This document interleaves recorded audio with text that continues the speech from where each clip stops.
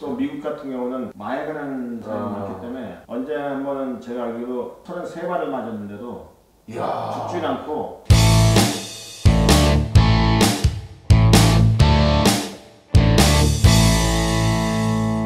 자, 이제 여러분 제가 아까 또 보여드렸습니다만 총이 보면 볼수록 탐납니다. 근데 한 개 가져갈 수는 없으니까 실컷 만져만 보고 가겠습니다. 예, 총에 대한 이야기를 오늘 좀 전문가와 나누고 있는데요. 저는 정말 몰랐던 걸 많이 배우고 있습니다. 근데 제가 이제 한 28년간 형사 또는 과학수사요원, 프로파일러로 근무를 하면서 여러분들이 이제 많이 궁금해하시는 것 중에 하나가 사실 범죄 현장에 나가면 굉장히 잔혹하고 안타까운 일들이 많이 보이고 그런 걸 보면서 또 냉철한 모습으로 일을 해야 되는데 거기에서 나오는 어떤 감정의 변화들, 그 다음에 고뇌, 인간적인 어떤 감정의 흐름들 이런 것들이 많이 궁금해 하시는데요. 저는 한마디로 말씀드리면 그렇습니다. 제가 현장에 나가면 쉽게 말해서 뭐 아무리 잔혹하고 좀 끔찍한 현장이라고 하더라도 명확하게 이 사건을 과학적으로 분석을 하고 범죄자의 행동이라든지 심리를 재구성해서 밝혀야 되겠다라는 목표를 갖고 있기 때문에 사실 끔찍하다는 생각은 사실 이만큼 뒤로 좀 떨어져 있거든요. 그래서 끝나고 나면 이제 그게 또 마음에 남아서 또 트라우마가 되기도 하고 이런 경우들이 있습니다. 그런 일들은 뭐 수없이 많이 겪었을 텐데 한 가지 제가 또 그 시작하기 전에 궁금한 거는 한국의 범죄 현장은 이제 주로 뭐 둔기나 칼 이런 걸 쓰기 때문에 피해자가 바로 현장에서 즉사하는 게 아니고 막 그 엎치락 뒤치락 싸움도 하고 뭐 도망가기도 하고 그래서 피가 혈흔이 막 여러 형태로 비산되는 경우가 많거든요. 총기 같은 경우는 현장이 좀 어떻습니까? 혈흔의 비산 모습들이. 대부분 총기 현장은 네.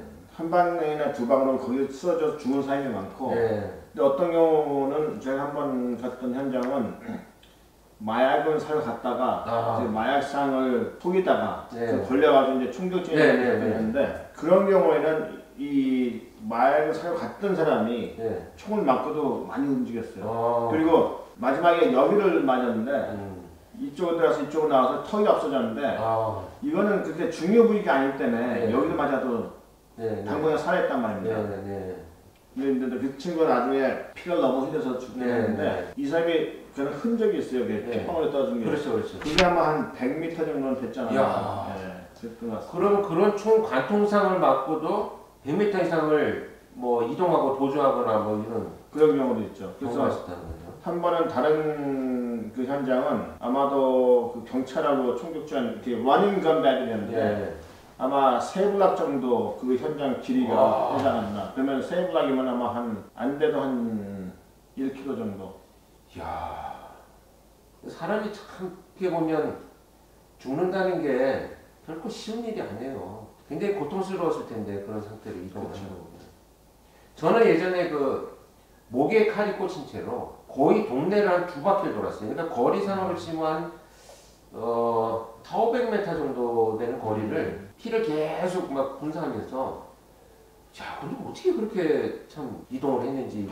근데 사람이 아드레날린이 막 나오면은 그걸 잘 모르고 또 미국 같은 경우는 마약을 하는 사람이 많기 때문에 언제 한 번은 제가 알기로 33발을 맞았는데도 죽진 않고 싸우다가 피를 다 흘려서 죽는 경우도 피혈사로 그런 거 있다고. 그럼 몇 구경 총알인가요? 뭐 그런 경우 보통 9mm를 제일 많이 쓰니까 아마 9mm라고 알고 있습니다. 9mm도 이 하나리 저렇게 작은 게 아닌데. 그냥 한 발 맞아도 죽은 사람도 있고. 그렇죠. 뭐 여러 발 맞아도 안 죽는 사람도 있고. 그거 다 총알의 문제일 수도 있고 어디 맞느냐가 또 중요하고 그러니까. 아니 그럼 33발을 결정적인 곳은 한 방도 안 맞았다는 얘기가.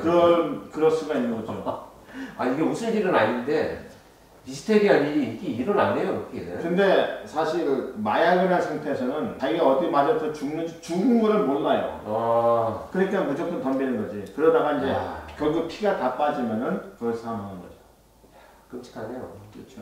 그러니까 우리 한국도 지금 뭐 마약과의 지금 전쟁을 하다시피 지금 늘어나고 있는데 그런 상태에서는 본인도 위험하고 다른 사람도 당연히 위험한 그런 것이 이제 마약이겠죠. 근데 그런 대치 상태에서 이 범인이 칼을 들고 덤비는데 범인이 칼을 들었고 내가 총을 들었다고 총을 못 쏘면 안 되죠. 왜냐면 칼 자체도 살상력 있는 무기이기 때문에 그 사람을 스탑을 시켜야 되는데 다리를 쏜다고 해서 그 사람이 멈추는 게 아니거든요. 나를 죽이려고 작정하는 사람은 제일 큰 타겟인 이 몸통을 쏴서 그 사람을 정지시킬 수 있는 능력이 있어야 되는데 다리나 팔을 쏴갖고 그 스탑이 안 된단 말이죠. 그렇구나. 지금 이번 편에서의 아마 핵심은 이거인 것 같아요. 마약에 투여된 채로 남들을 공격할 때 꼭 총이 아니더라도 통증을 못 느끼니까 한국의 경우에는 테이저건이나 뭐 3단봉으로 제압을 한다고 해도 공격 상태가 유지될 수 있다 이런 얘기가 되겠죠. 그리고 스마트건이라는 거 그거 뭐 공포탄 쏘고 뭐 해도 사실 그게 크게 도움이 안 된단 말이죠. 그렇죠. 네.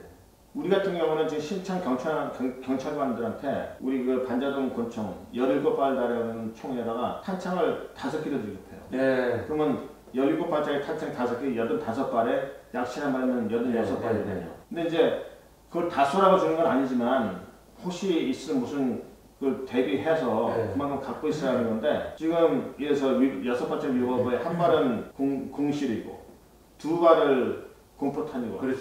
3발을 실탄을 쏘는데 이 실탄도 동그란 총알이란 말이죠. 그러면 동그란 총알은 앞에 구멍이 있는 그 하드 포인트에 비해서 그 저지력이 약하단 말이에요. 그러니까 그걸 맞고도 쓰러지는 사람이 있고 그 밖에서 계속 공격하는 사람이 있는데 내가 총을 쏘는 그 이유는 이 사람은 공격을 멈추려고 쏘는 건데 이게 그 납탄 동그란 걸 쏴갖고 그게 더 저지력이 좋은 건지 할로 포인트가 좋은 건지 그거는 뭐 마음 봐도 뻔한 거죠. 자, 우리가 이제 그 이 문제에 대해서는 심각한 사회적 논의가 좀 일어나야 되지 않나는 생각이 갑자기 듭니다. 마약 상태에서 이제 일어나는 인질극이라든지 또는 뭐 다중이 있는 장소에 무차별 공격을 하는 경우에 이것을 과연 지금 어떻게 제압하는 것이 정말 범죄를 멈출 수 있게 하는 것인가. 마약이 여러분들 이만큼 참 위험하고 마약 자체가 인간에게 투여됨으로 해서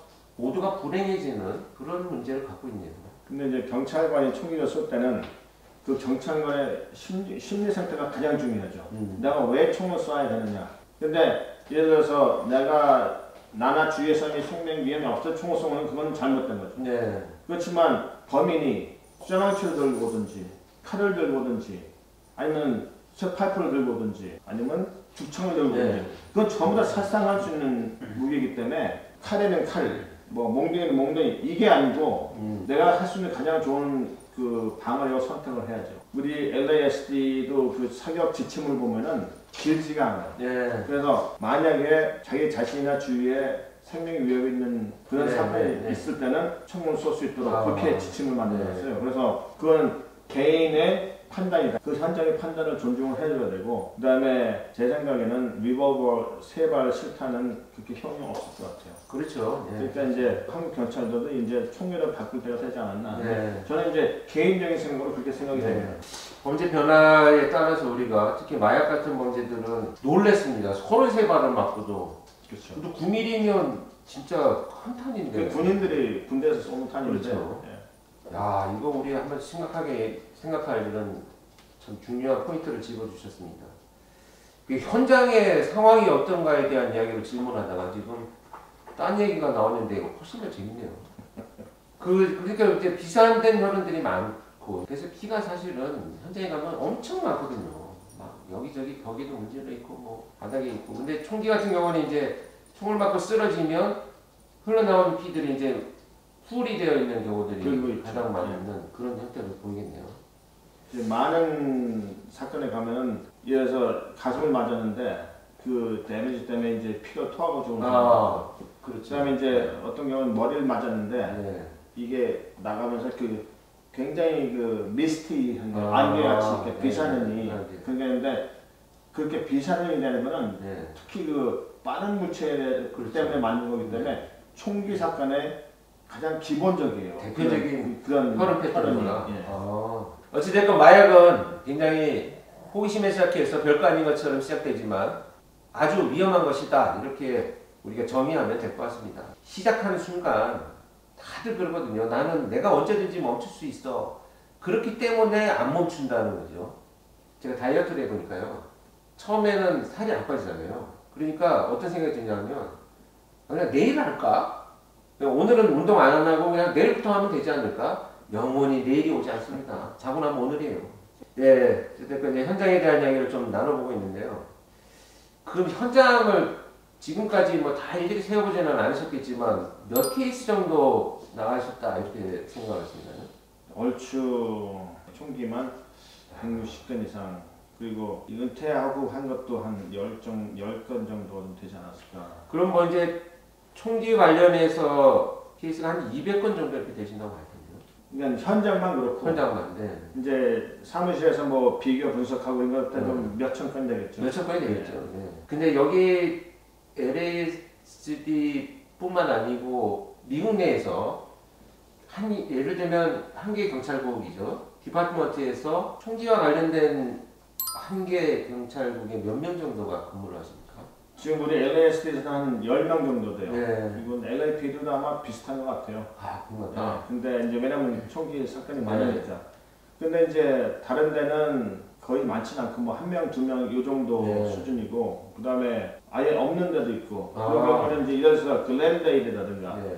파세데나라든가 이런 경찰서는 이 과학수 요원이 없어요. 그래서 그 케이스가 우리한테 의뢰를 하는 거죠. 의뢰를 예. 하는구나. 네. 의뢰를 하면 우리는 이제 돈 안 받고 이제 그거 분석을 해주고. 예. 야, 그걸 자기들이 만들지 그거를. 왜냐하면 예산 문제도 있고 그 인력을 충당하는 문제도 있고 그래서. 네.